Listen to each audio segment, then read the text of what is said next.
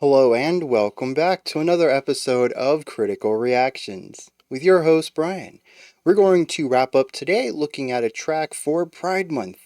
I was given this request from Don't Call Me Emo 9935. I love that name. I don't know, it cracks me up for some reason. I think it's because I don't mind being called emo. I got that weird alter ego that tries to take over the show at times too. Emo Bryan over there. I don't know, it just cracks me up. Suggested To the Dance Floor for Shelter by SeeYouSpaceCowboy. Or they also requested the whole Coup de Grace album. But yeah, we're only going to check out one song today. So we are looking at To the Dance Floor for Shelter, which is a wild track title, and it does feature Courtney LaPlante from Spirit Box fame. Let's dive into this and see what they're bringing to the table today.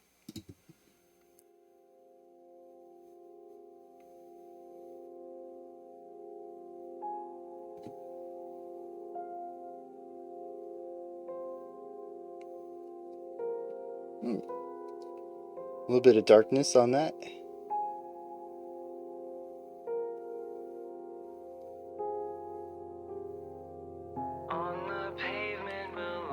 There we go. Yeah, this is a post-hardcore band, so I was expecting a specific harmonic idea and sonic profile, neither of which were met with the piano intro, but this is more of what I was expecting.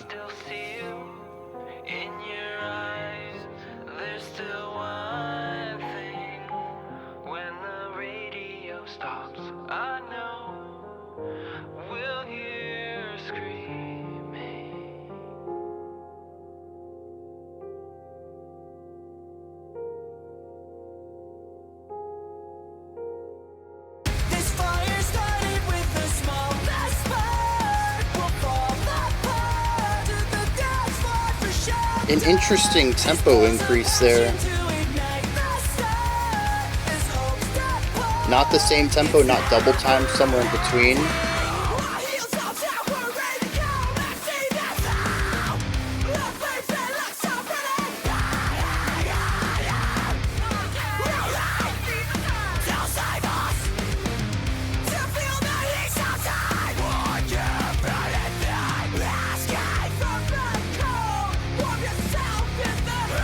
Oh, bringing back the piano melody and the guitar here.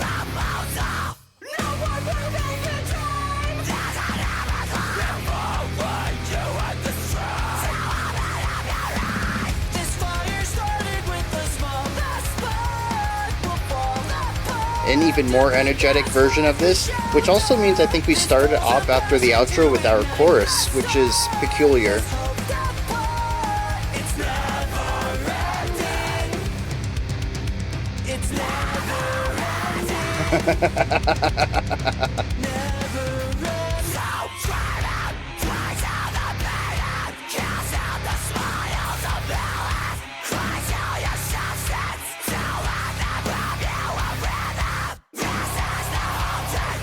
Using that little bit of space there.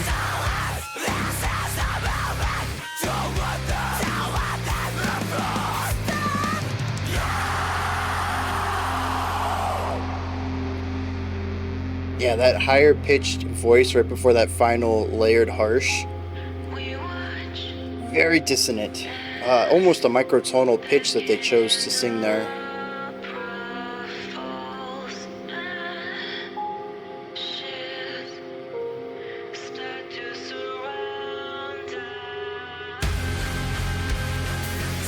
Yeah, utilizing the 3 pulse that was already present and splitting that up into 3 here, which was 1, 2, 1. Actually, I guess that would have been a 4 pulse, and then splitting it into 1, 2, 3, 1, 2, 3. Yeah. Interesting. Yeah, the snare accents here are wild.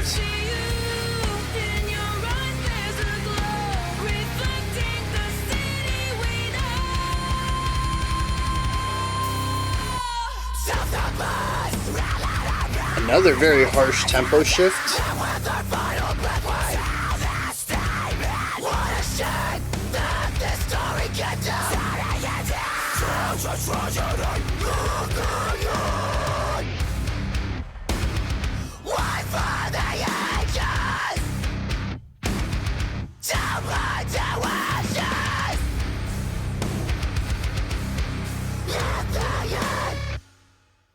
Yeah, there's just no other way that was going to end. Had to be just full on stop, harsh transition to silence.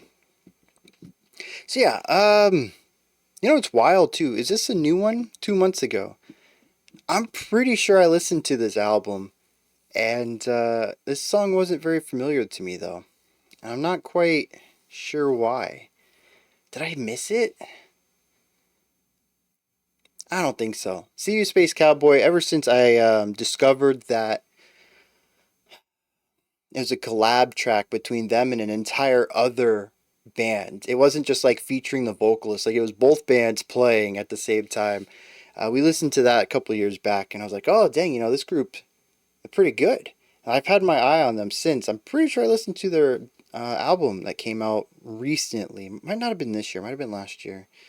Still, I don't remember the song. I gotta give the album another spin, I think. Anyways, I am rambling here. Let's get on to this. The song, interesting structure on this one.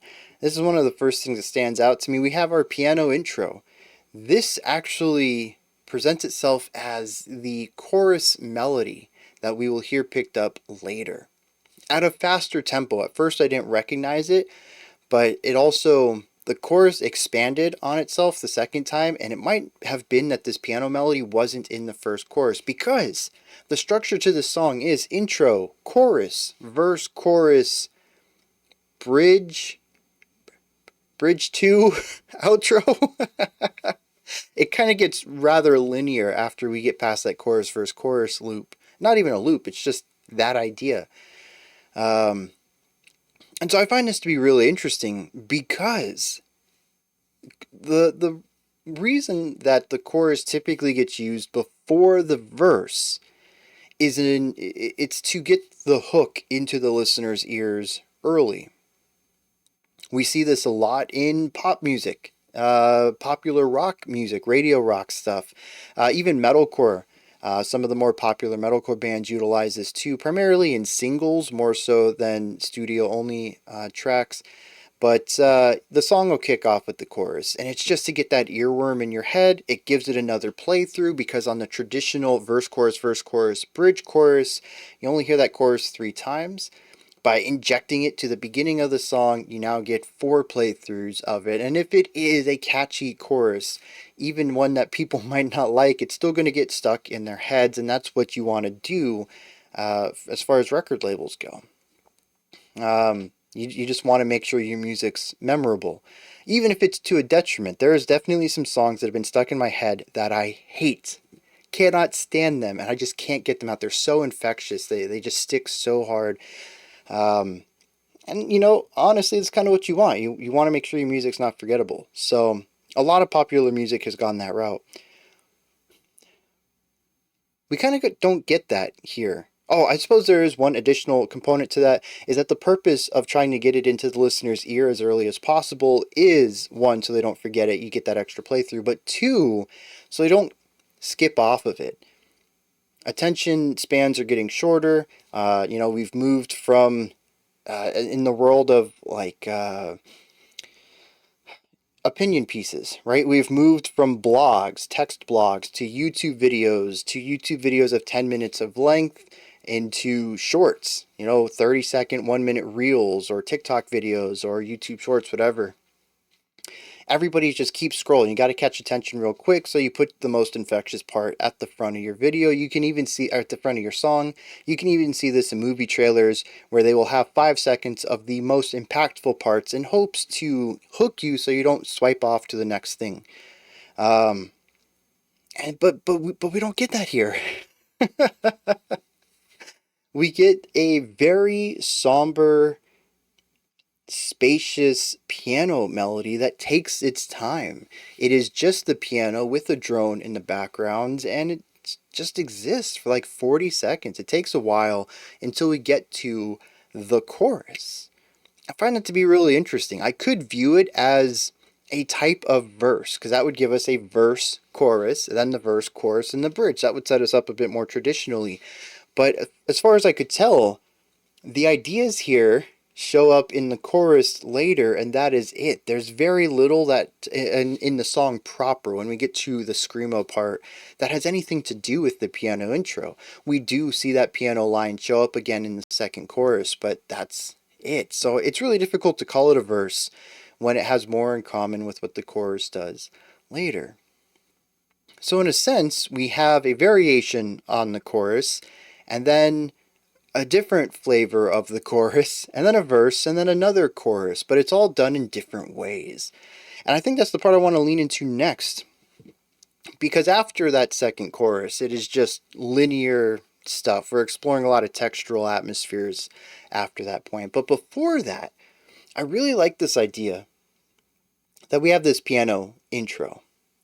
And immediately coming out of it, the piano begins to ramp up its rhythmic intensity at the end, and to me it seems to indicate that we're going to a double time feel. And then we don't. We go into the first chorus, which is not the tempo we were originally at, and it's not double that either. It sits somewhere in the middle, which feels a bit more jaggy of a rhythmic shift than moving to a double time or even a half time, though there was no way we were going to slow it down to doom tempos in this track from this band. But yeah, when you multiply or divide a tempo in half, or by two, that tends to feel really natural. But anything else doesn't. It feels jerky, like it's kind of forcing the song to move into that direction. There are smooth ways to do this, accelerandos and retardandos. That's the musical terms for speeding up and slowing down gradually over a set of time. You can accelerate or decelerate from one tempo to the next smoothly, just slowly increasing it over time. You can also do stepwise stuff where every bar you bump it up 10, 15 BPMs or something.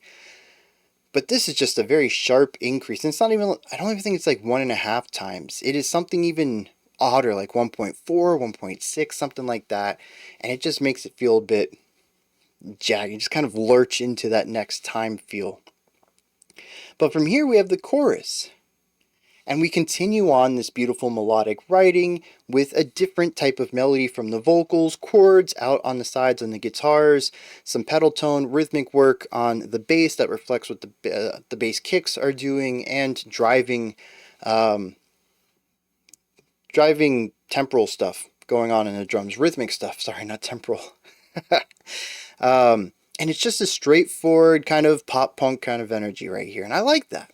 I dig it. It's very cool to take that one idea we were at and just put a different atmosphere, but retaining that same concept of beautiful consonant harmony at its core. Next we go to the verse, but we're going to skip that. We come back to the chorus though. What's wild here is that our two guitars aren't just playing chords anymore.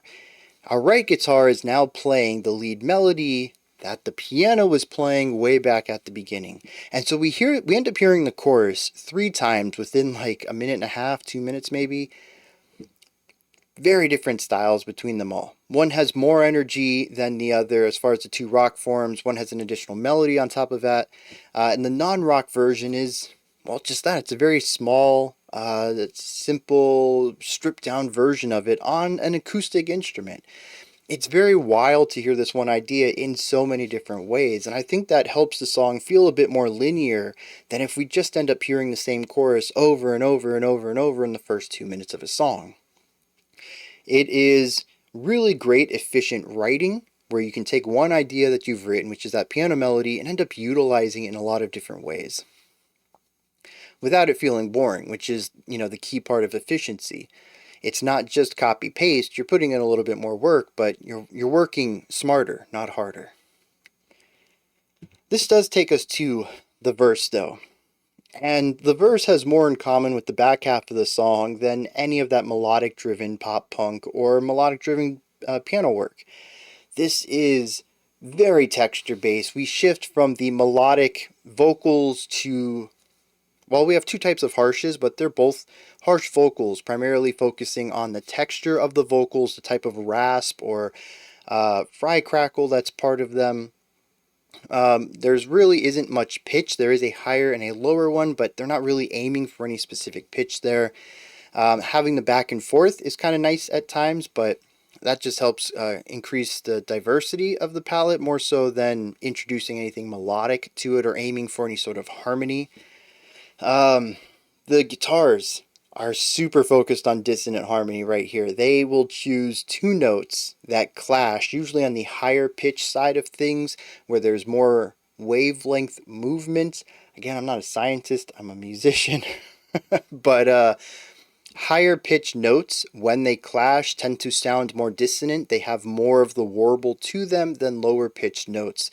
And I believe it's because something about the wavelength is faster. I'm not sure if that's the phase or again, I'm not a physicist. I don't know. But there's something about it that moves more often. I think the wavelengths are tighter, which I think it means it has a shorter phase. Anyways, the clashing creates more tension in it. And when you run that through distortion, amplification, all that stuff, you get super crunchy, gnarly tones. And we hear it all over post-hardcore. This isn't something that just SeeYouSpaceCowboy does. It's something all over the genre. And they utilize it here, though, too. The drumming begins to get wild here because in the chorus sections, the drumming's a bit more straightforward. There's a little bit of syncopation going on, but primarily it's there to be a metronome. But here we begin to see some strange accentuation rhythms, primarily on the snare. And we will see more of this towards the end of the song as well. But everything here just sort of feels like it's trying to make the song feel as gnarly and as dirty as possible. Another thing that we hear here is the microtonal vocal stuff. I believe there's two vocalists in this band, or at least there were the last time we checked them out. I'm not sure if that's true, but they had a clean vocalist and a harsh vocalist. And the harsh vocalist also does cleans, but they're always pitched just a bit sharp. Just enough to feel out of place no matter what note they're paired with. And we'll hear a few of those in here as well, which again adds to the tension through the harmonic dissonance. This section, everything is about this dirty, gnarly, dissonant type of playing, whether it's rhythmic, harmonic, textural, melodic, any of that. And it creates something that feels very antagonistic and works exceptionally well as a contrast to the more harmonious and palatable chorus that we heard previously and what will come after this. It is going back and forth between two massive extremes. Now, if the beginning of the song has minimalistic palatable, pop punk palatable, and then this gritty dissonant stuff, and then back to the palatable, we're done with the back and forth pretty much at this point, because the back half of the track, starting with the first section after the second chorus, is all dissonant. The rest of the track ends up being super dissonant. There are some interesting parts throughout here as far as harmony goes, consonants, palatability. They try to introduce it as a little spice. Sometimes the clean vocalist will come in and put down a harmonious melody. I believe that the right guitar ends up playing chords in our final section, the outro. There are these moments when we bring back parts of the more palatable writing, but never wholesale, and everything from this point forward continues on with the verses' gnarly sounds. There's 2 or 3 sections in here, and so we do get a little bit more of a linear writing through this section, and I like that too, because it kind of cuts the song in half, and again swings between two extremes of something that's a bit more cyclical versus something that's a bit more linear. And it makes the song feel more dynamic. And I think that's awesome. They could have very easily just written a verse, chorus, bridge, chorus song and called it a day, and I think it still would have been fantastic. But they decided to go the extra mile and put a lot of contrast in here. And it works because the contrast exists on so many levels that it ends up making the song feel quite unique from start to finish. Even the parts that are repeated tend to have new elements to them. The one thing I do want to focus on right here is in the ending. the outro. We have a lot of polyrhythmic ideas presented in here. Oh, you know what? I am missing something though. There's another section that brought the energy down. I don't quite remember what happened in there. Did it bring the piano back? I don't remember. Anyways, the final section though. We do have some really interesting snare work going on, utilizing polyrhythmic ideas. You listen to the snare's accent patterns, and it's sort of all over the place. At first, I thought it was presenting eighth note triplets against the 3/4 that we had, but I don't think that's actually the case. It feels a bit more syncopated than that, because there's a rigidity to that, where all the notes are still going to be equal length. But what I think is actually happening is a bit different than that, where they're all slightly different in length, where it can kind of feel like a triplet, but in actuality it isn't, and it creates a little bit of chaos in there, where the polyrhythmic aspect feels like it's trying to upend any of the groove that the rest of the band is trying to lay down. It only shows up a couple of times, though it's not overused, so I think it's a really nice spice to add to the track. Something else of interest is that the two guitars at the end, the left one is playing a much higher range idea, and it is a melody. I don't think it's a riff, I think it's a linear melody. The left side is playing chords. What I find really interesting about this is there is a pitch difference between these two, but there's also a massive volume difference in that the right one, I kind of didn't notice it was there until I really looked for it. And I thought that was interesting. I don't think it does anything to upset the balance of the song or the production or anything like that. It definitely sounds right, but it's one of those things that I don't think a lot of people will notice. And when you go back and listen, you're like, dang, actually, yeah, that's real quiet. And it's just one of those production techniques that you probably learn over time. Like to me, I try to balance everything. If I have two instruments that are doing something similar that need to work well with each other, I'm probably going to try to balance them equally, but maybe equal isn't the best way to go about it. There's so many little tips and tricks. And you know, it's probably the same the other way around. I've picked up so many tips on composition over the decades of writing music that maybe a producer wouldn't know about. So, I don't know. Tricks of the trade, right? Every trade has their own tricks. And I'm slowly coming around to picking up on some wild ones in production, because it's like the one element of music I don't know. I am getting better at every day, but you know, I'm coming real late to it. I've been playing instruments since I was like, well, 15 for sure, but probably a little earlier than that. I remember playing the piano a lot at my grandmother's, but no official training by that time.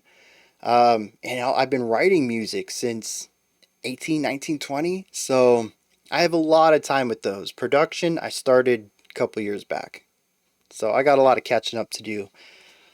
But yeah, it's one of those areas where like I find these little things, I'm like, dang, that's got to be intentional. I got to figure out why they did that. It's more so about learning the why than the how or the what. Anyways, I'm rambling again a bit. Let's see what they're singing about. Let's go check out some lyrics. So this is a song about the flames of passion burning up an area around two people and ending up turning the both of them into ash. It's a metaphor for a relationship ending up burning both people, I think.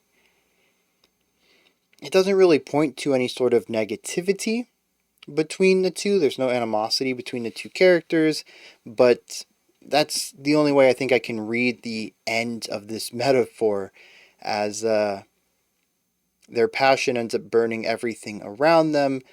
The building collapses, and the ending states, one for the ages, two burnt to ashes. In the end, it's such a tragedy.